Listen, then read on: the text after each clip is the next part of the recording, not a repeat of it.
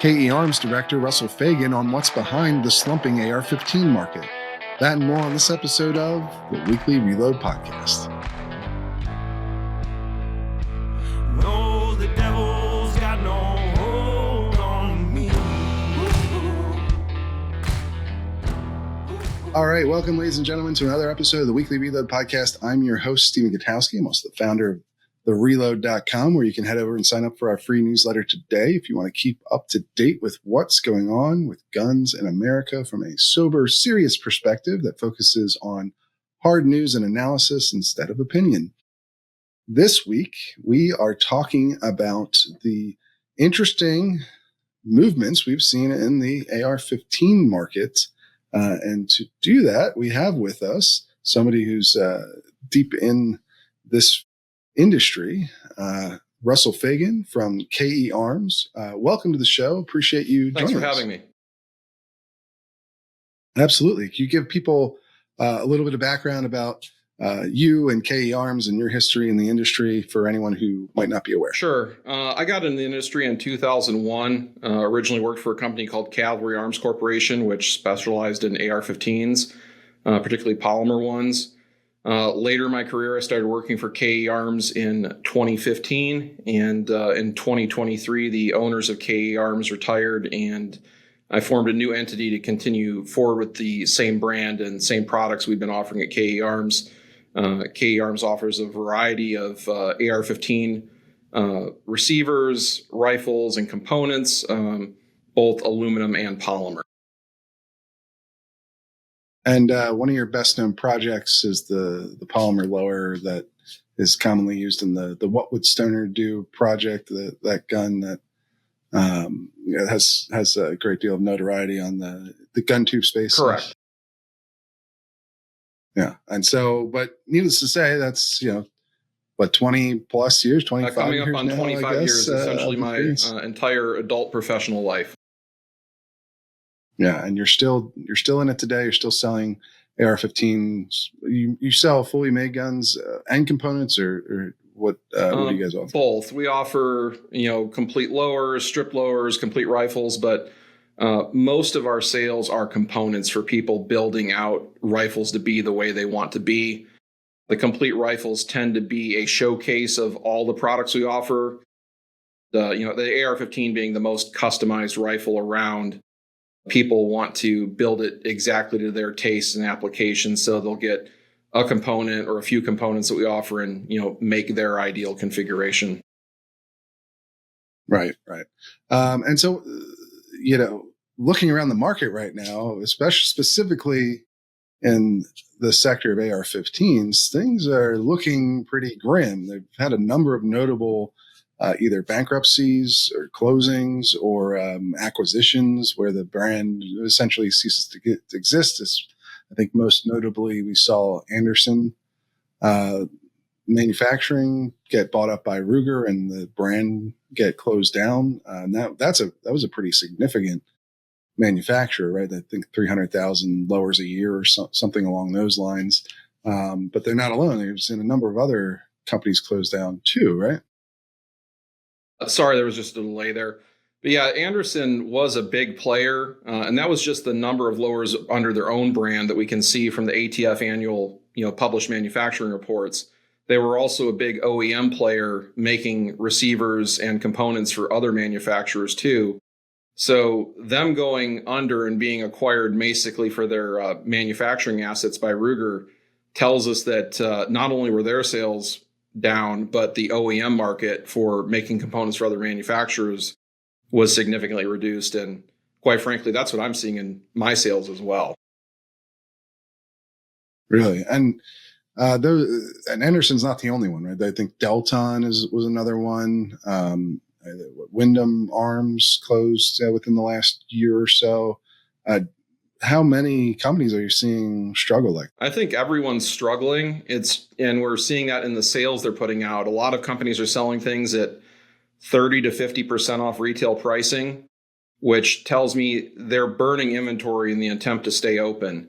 When you're seeing sales at 30% or more off, they're not really making money on that. They're just freeing up the capital that's tied up in inventory trying to stay cash flow positive to pay payroll and overhead. But that's not a sustainable pricing structure for almost anyone to be able to continue operating indefinitely. And you said you felt this personally at KE Arms as well. Yeah. So, I mean, during the height of the sales surge 2020 to 2021, we shipped over 30,000 lowers ourselves. And where we're at currently is we're down to around 750 to 1,000 a year. And going from at the height, around 50 employees to now 3. So it's a significant contraction over a 4-year period. There, right. And this situation isn't unique to AR-15 companies. Like, as we've said, there's a number that have gone under, but there's also other large ones that are on their 4th or 5th rounds of layoffs. And so, I think it's important to understand maybe the context here, what's happening by looking, at the history of AR sales in the U.S., right? This is something that now has become one of the most popular platforms for civilian gun owners that exists. And even it's struggling, but it wasn't always that way, right? Like the ARs didn't start off as extremely popular consumer rifles, did they? No, the major thing that made the public interested in AR-15s was the 1994 assault weapons ban. I was 12 years old at the time, and I saw the news pieces and articles saying these aren't going to be available anymore, and it made me want one. And that was the case for a lot of Americans at that time, that, well, if the government doesn't want you to have something, you inherently want it. Americans tend to have like a culturally ingrained oppositional defiance about things like this, where if the government says no, we want it. So what ended up happening from 1994 to 2004 was more manufacturers of ARs stood up, and more were sold during that 10-year period than the previous 30 years combined, because it really just restricted combinations of cosmetic features and made the guns a little more inconvenient to use and customize. But overall, it was fundamentally the same gun, and people were more interested in it than ever. Yeah, because obviously the AR-15 was available pretty much from when it was developed by Stoner. It just wasn't, a mass market product at that point. Like Colt was selling ARs in the 60s, right? But even though it had the cousin platform, the M16, that had been adopted by the military, it didn't immediately lead to civilian success for the gun. Yeah, that's correct. And, after the 94 ban, there was another of other, milestones that generated interest and shifted the culture. One being the 1997 North Hollywood bank robbery, where it ended with, police officers borrowing AR-15s from a gun store in an attempt to, disable those heavily armed bank robbers, and the shift in law enforcement from patrol shotguns to patrol carbines. And then following 9/11, the, global war on terror and the surge of military forces deploying and coming home. As is traditional in American history, those returning servicemen wanted to own rifles equivalent to the ones they carried overseas. So that was another surge in the popularity of the AR-15, particularly M4 clones. And in 2004, the federal assault weapons ban sunsetted, opening up the floodgates of features and parts availability for people. And, combined with the GWAT at that time, interest really surged, and popular media like movies and video games started featuring, the carbine, AR-15s, M4s more as the hero's gun than, say, shotguns were an entertainment of the past. So all of this created a zeitgeist of the AR-15 like surging in popularity. Yeah, I mean, Counter-Strike being a really good early example of a video game that was extremely popular and featured an M4 variant as one of the main guns. But yes, I mean, it was not only after the global war on terror was the gun associated with military use, but it was also had a much better reputation for use during that time too. Because early on, there were all kinds of questions about the reliability of the M16 in Vietnam, for instance, had it gained this, whether fair or not, a bad reputation. And that by the time you got to the early to mid 2000s, that had turned around and it was viewed as a very reliable military grade weapon. And as you mentioned, you had a lot of people coming back from those wars that at least initially were also widely supported by the public and viewed as, positive things, or at least that we were on the right side or what have you. And this was the gun that symbolized that. But, it also added to these other factors that you mentioned to make the gun sort of this iconic firearm for to the point where it's become labeled essentially as America's gun, rather than the modern musket in a lot of gun owning circles. That's how people. Right. I mean, there's an estimate of 20 million in circulation. I think that's probably a low estimate, because if you just look at the manufacturing numbers for like the last 25 years, including lower receivers, because those get listed differently in the annual manufacturing reports, it's probably in excess of 20 million in circulation in the United States. Yeah, I think the National Shooting Sports Foundation, which is the industry's trade group, their latest estimate is 25 million. So there's no way to know absolutely for sure, because we don't have a national gun registry. But I think that's the best indication we have, which would make it easily the most popular rifle model out there, I think. And so, I mean, that explains how we got to the point where the AR has become an extremely important sector of the firearms industry. And so I wonder from there, right, we got to the early 2000s, right? These are some of the factors that made this gun so popular. But since that point, since the expiration of the assault weapons ban, we've seen the sales of it really fluctuate around politics, right? There's been political factors. I mean, obviously, the assault weapons ban itself is also a political factor, but I guess concerns that there might be a new assault weapons ban has really juiced sales over the last 20 years since the ban expired. Right. So, right? I mean, I was working in the industry in 2008 when Obama got elected for his first term, and the industry didn't need to do anything. We just went into work the next day, and orders were already going nuts on our websites. Sometimes I see the mainstream media focus on the industry sells fear. They're trying to convince people to buy these things. The public reacts organically to news. And when politicians talk about banning guns, the public reacts organically to that, particularly having just been through a ban 4 years earlier and having magazines that were crazy expensive and guns that doubled in price over time. They wanted to make sure that they had enough to continue their shooting hobbies, or have enough for whatever future self-defense applications they might consider. So that surge in 2008 lasted about 5 to 6 months, where everything was sold out. And viewers today might remember the toilet paper shortage for COVID in 2020. When something's out of stock, it tends to perpetuate being out of stock until there's an excess, because people will just buy up whatever's available. That includes guns, that includes magazines, it includes ammunition. So the manufacturers have to get to a point where there's an excess on the shelves and the distributors stop ordering before the public stops panic buying everything that's available.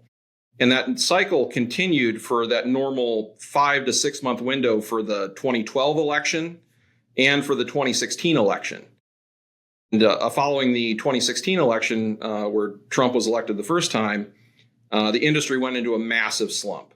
There were slumps in 2008 and 2012, but not nearly to the same degree. In 2016, most companies did 10 to 20 times normal business volume in about 6 to 8 months. And then it crashed for almost 3 years until 2020. Right. And yeah, the industry has really, over the last 20 years, lived and died by this feast-famine cycle, right? Where you have this huge surge in interest, usually it seems around concerns that there are going to be new gun restrictions coming because of the national political environment, right? President Obama gets elected. He's a staunch gun control advocate. people assume there's going to be some new gun restrictions. Maybe the assault weapons ban will come back. 2012, you see the Sandy Hook shooting happens, and there's renewed talk in Congress of bipartisan effort to pass new gun restrictions. People worry about an assault weapons ban coming back. AR-15 demand goes through the roof to unprecedented levels at the time. And then you see sort of the opposite. 2016, Hillary Clinton as the Democratic candidate, there was a lot of perception that that she was going to win and Donald Trump would lose that election. Yeah, the whole industry banked on Hillary winning. Like the indications were she was going to win, and a number of companies increased their manufacturing capacity, capital equipment, inventory in anticipation of her winning. In addition to the sales leading up to it, they expected there would be a window of time after she won to continue selling a lot of firearms and magazines. And essentially, when Trump won, it basically let the air out of the room, and everyone's like, well, what do we do now with all this excess inventory and all this excess capital equipment that we paid for? Yeah, the perception among the public of that new gun restrictions may be coming, went away when Trump won, even though he did some stuff like the bump stock ban or what have you. Like this is kind of more about perception than it is. Like there was never an assault weapons ban under Obama, or that we haven't had a new assault weapons ban. Not for lack of trying, right? Necessarily, it's not illogical for people to think it could happen. Yeah, the public reacts to political statements regularly. So, outside of marketing efforts by the gun industry, and that's the thing we see consistently: message boards, social media, et cetera. People get themselves fired up that things are going to happen, regardless of how realistic they are. And it doesn't matter how realistic something is. If people believe it's real, it's effectively real as a market factor. Yeah, absolutely. This was in 2013 when there was the concern that there was going to be a new ban and AR demand went through the roof. Like I sold my AR because I was well aware that was not going to. I mean, there was a potential for new gun control, but the potential was for a universal background check system. That's what Congress was actually debating, which didn't pass either. The mentioned to me bill from the time, and so I was fairly comfortable selling my gun in that market, whereas the perception was people just it wasn't about whether there's focus on the realistic nature of legislation. It was just a concern that this could happen, and if it could happen, people went out and bought the gun that they wanted to get. They thought they might not be able to in the future, and that's kind of how the industry has gone, I would say, until the biggest spike of all, right, which was 2020, which there was an aspect of this political concern, right, because that was an election year as well, with Joe Biden as the Democratic candidate who was also supportive of an assault weapons ban and even a buyback scheme and registration scheme. But I would say the driving factor there was less political, right? It was less directly about national politics and more about everything that was going on in 2020, sort of a perfect storm of I would call it a trifecta of factors, right? Starting off with COVID, it wasn't that people thought they were going to be fighting like, pox-ridden zombies attacking their house. People were worried from looking at things that were going on in China and Europe that, there might be food shortages and civil unrest caused by food shortages. And the wave of buying started around March or April of 2020. We get forward to the summer of 2020 and there's civil unrest. There's riots happening around the country. And that's when we saw people who previously never considered purchasing firearms were suddenly buying guns. There's a whole wave of non-traditional gun buyers buying.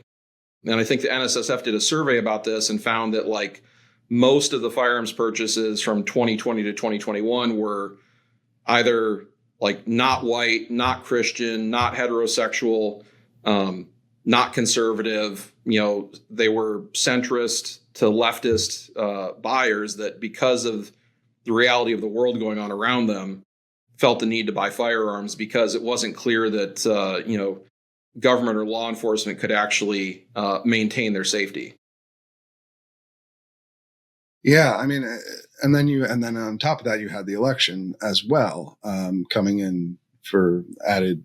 And that's when the traditional gun owners started buying stuff up once Biden won the election and it was clear where things were going. That's when the people who had sat out the surge that was ongoing because they already had everything they needed jumped in and were stocking up for potentially not being able to get more stuff in the future. And that was really a wild set of demand like that. Like I said, it's kind of a perfect storm for selling guns, for people wanting to buy guns.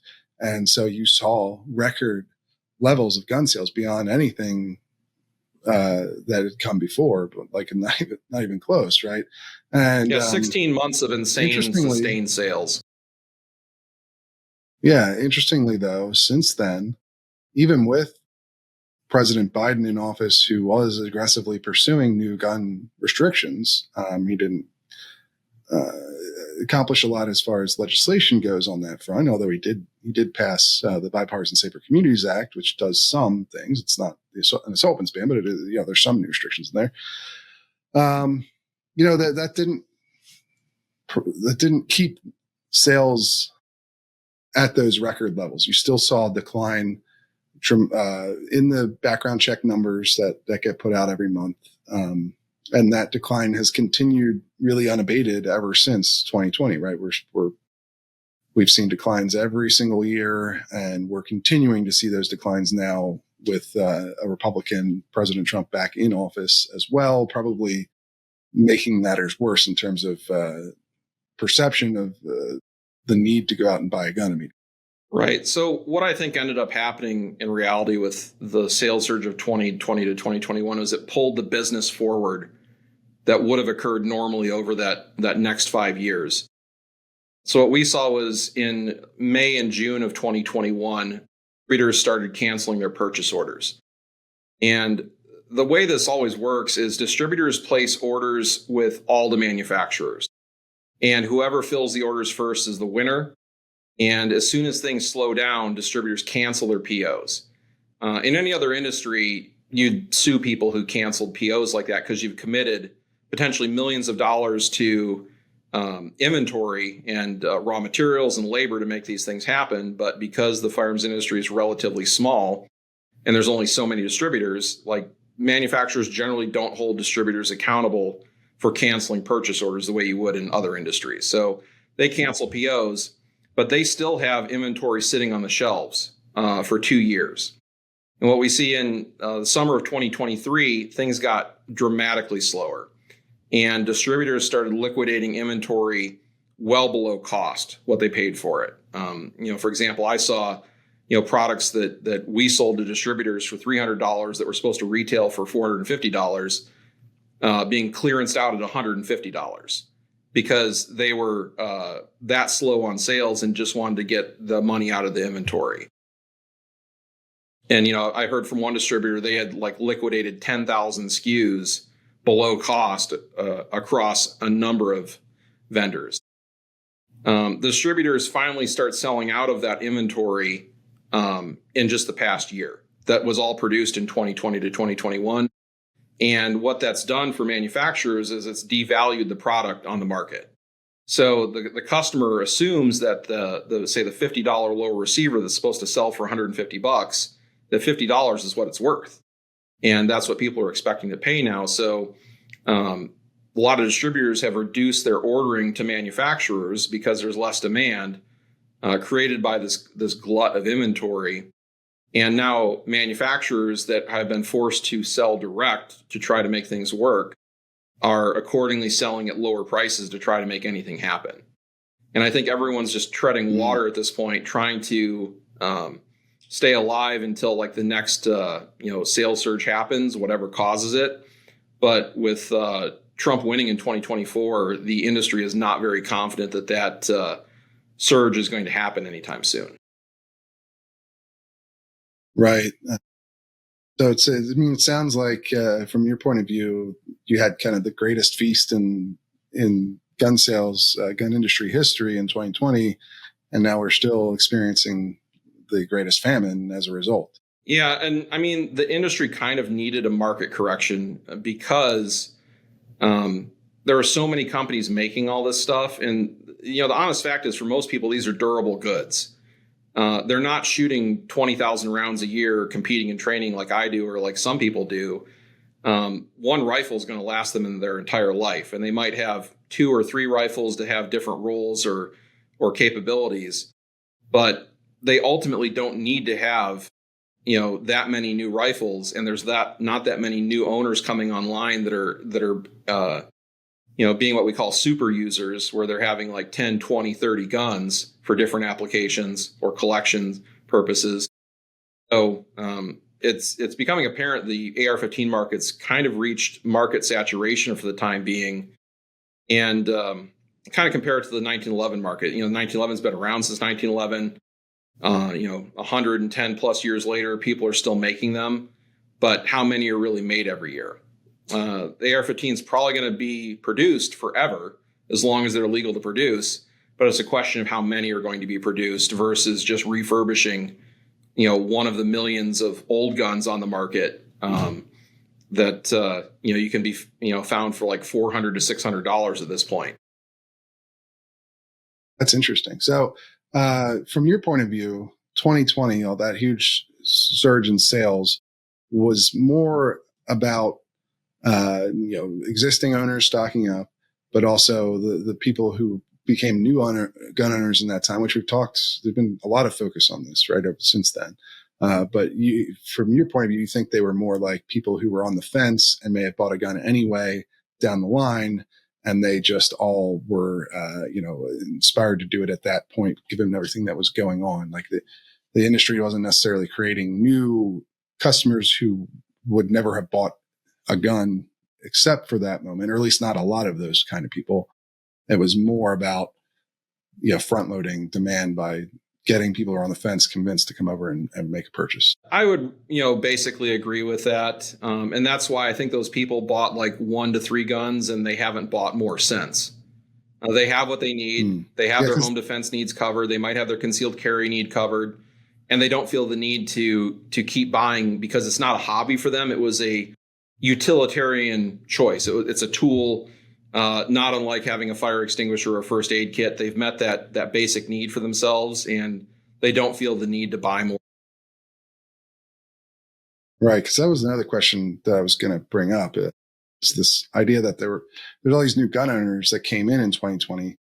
How could we be seeing sales levels now, according to background check data at least, that are lower than pre-pandemic levels, right? They're lower than 2019, 2018 at this point.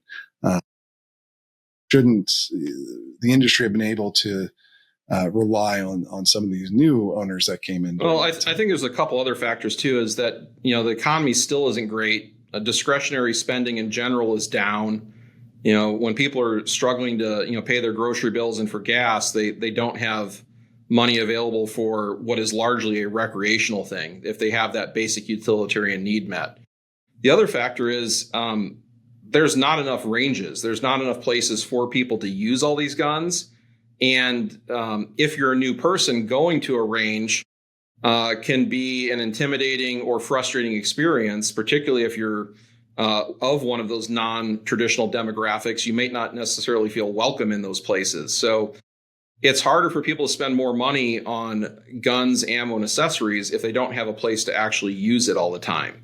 And we've seen that in particularly in places where like the closest range is an hour away. When using your guns recreationally for fun and training becomes a burden, it's lower on the list versus, going to the movies or playing video games as a recreational activity for people.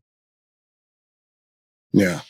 And do you think the industry has, I guess, maybe failed as well in trying to make those non-typical gun owners feel at home? I mean, obviously, it's a very polarized hobby, so to speak, or gun ownership. Guns are very polarizing in the United States, and even in the pro-gun political realm. The right, the Republican Party or the MAGA conservative movements. A lot of we've seen some of this with this week's mass shooting, which was, carried out by a trans person. And in response, TPUSA's Charlie Kirk, for instance, who has a lot of influence, at least in the Republican Party and MAGA movement, and is, in which has a lot of crossover with the gun rights movement, was calling essentially for all trans people to be barred from owning guns as a result of this shooting. So I don't know, do you think that plays a role here as to why some of these people aren't, or is that too small of a market to really be I think noticeable in this downturn? I think that how much hostility people are met with is very much a local or regional issue. I talk to people all across the country that go to ranges and participate in matches, and it is very much dependent on the local culture. Some clubs are very welcoming of new shooters and getting them on board and involved in the club or the culture, and other places are, explicitly hostile. I've gotten grief in this industry in particular for just saying the Second Amendment's for everyone, and I support constitutional rights for everyone, regardless of, race, creed, sexual orientation, religion, etc. There is a faction of this industry that wants to discriminate through messaging and marketing to discourage people from buying from them that they don't agree with or they disagree with on different things. And for me, constitutional rights are constitutional rights. They apply to everyone or they apply to no one. And I look back to when I first got into gun rights in the 1990s. There was a conscious effort to get more minority groups involved in the shooting sports to show that we weren't all just the, angry white males that they talked about on the news media all the time. And,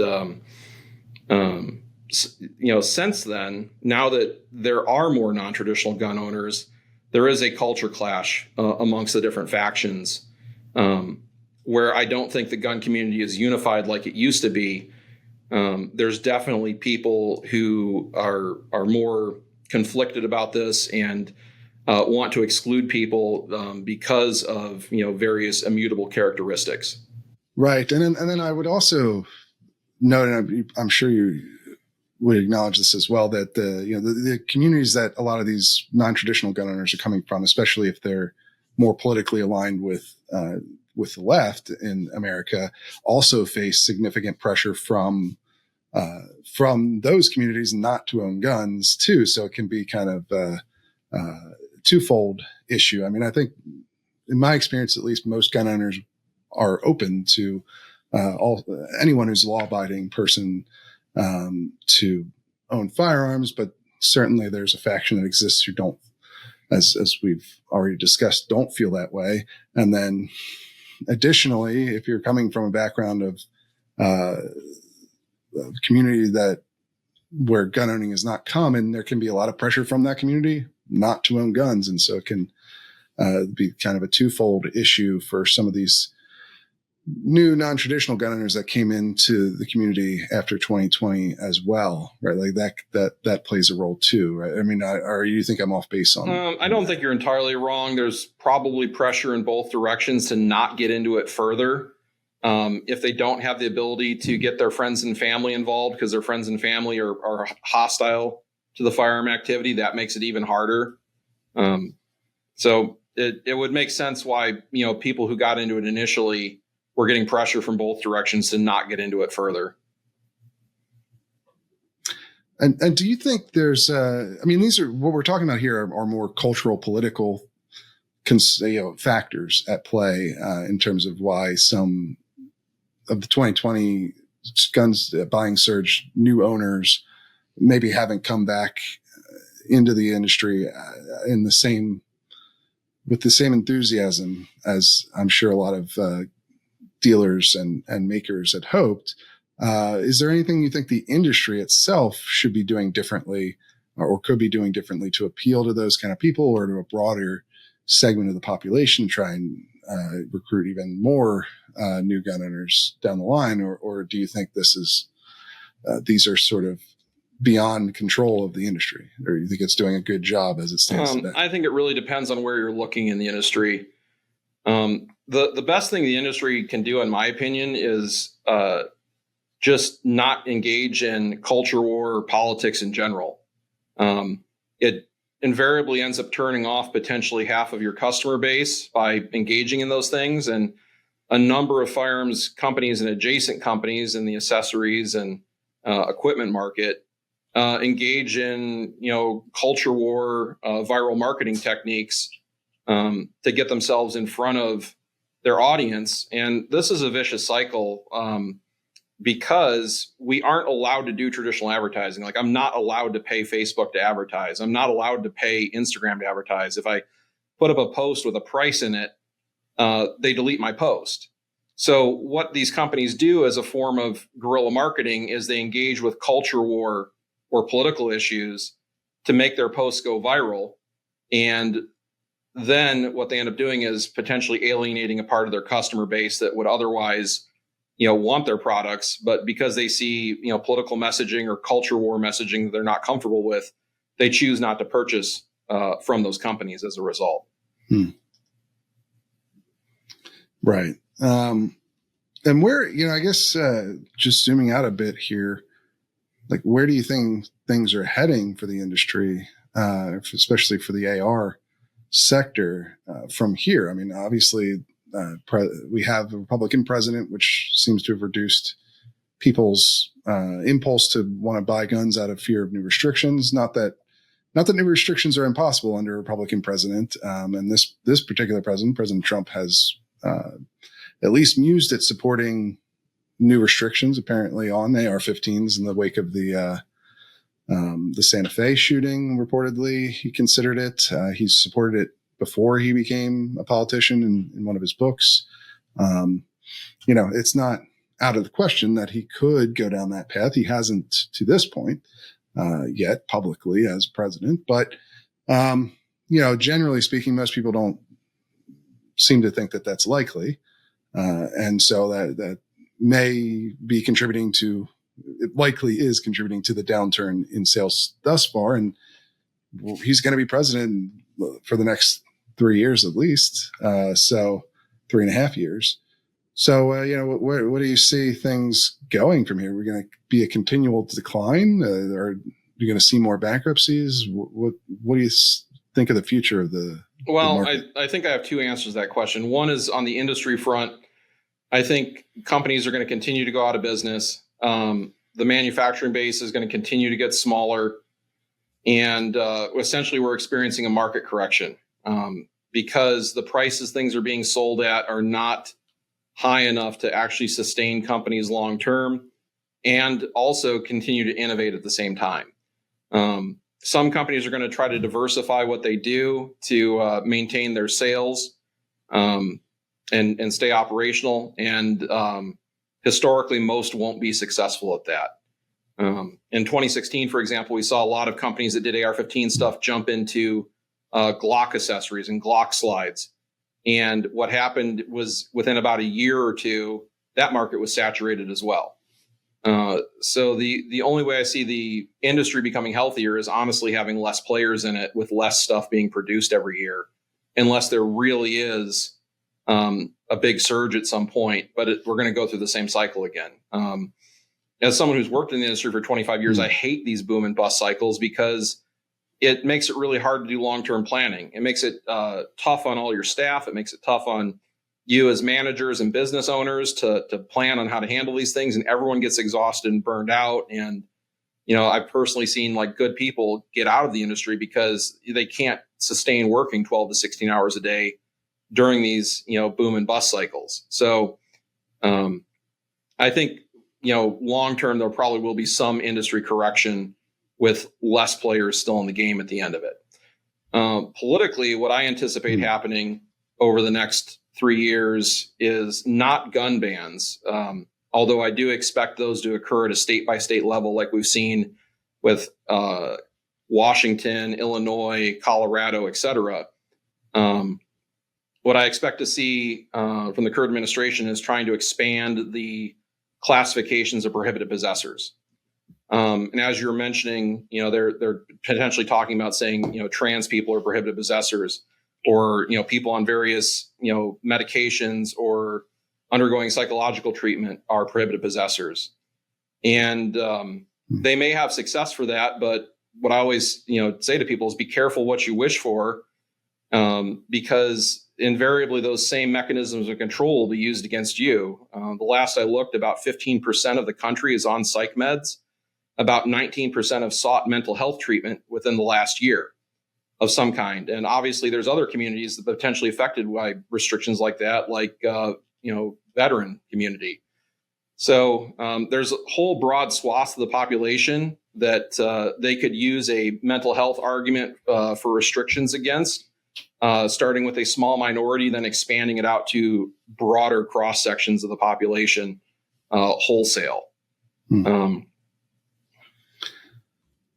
Right. I mean, so we have heard from Charlie Kirk, and who is not in the administration, right, but is influential. And RFK Jr. has alluded to studying the effect of antidepressants on mass shooters. I don't know that there's any evidence that this most recent one, that he said that this week. I don't know that there's any evidence that I've seen that this latest one was on antidepressants of some sort, but it was a common talking point that you'll hear.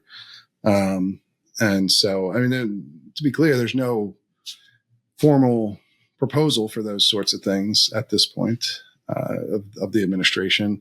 In fact, it's probably prudent to ask, there have been a number of efforts that have been made in the second Trump administration to reduce some of the burdens on the gun industry, repealing some of the rules that were implemented by the Biden administration.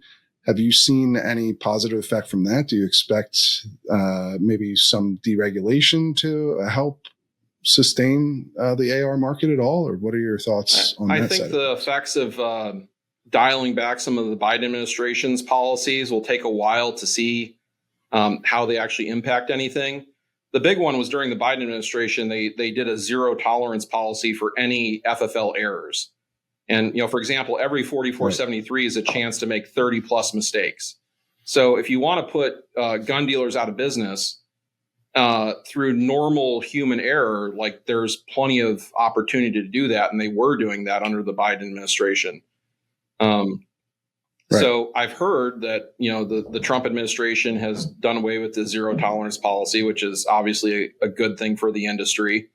There's speculation that the no tax on suppressors might see a surge in suppressor manufacturing, and those becoming more common.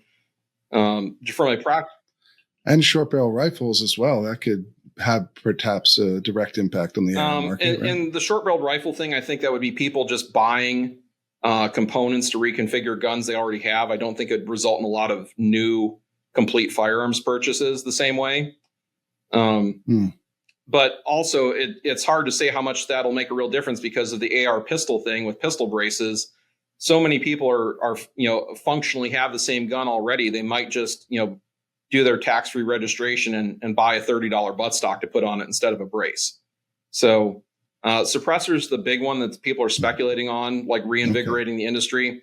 Although if the wait times increase back to a year like they were, because now they're down to like 1 to 2 weeks for a lot of things, I expect the demand for suppressors to decrease accordingly, because if it takes a year to get it, a lot of people aren't going to want to wait, even if it is tax-free. Okay, so you don't see a whole lot of promise with, even though you do see some promise, some positive reforms coming out of the Trump administration, at least on the administrative side. Yeah, I would say that it's more like, hey, they're going to leave us alone versus actually do anything positive for us. Okay. So, I mean, from here, it sounds like you have a pretty pessimistic view of where things are headed for the AR market then. Yeah, I don't see it being as big as it was. I mean, if we look at the history of the AR-15, it's been around since the early 1960s.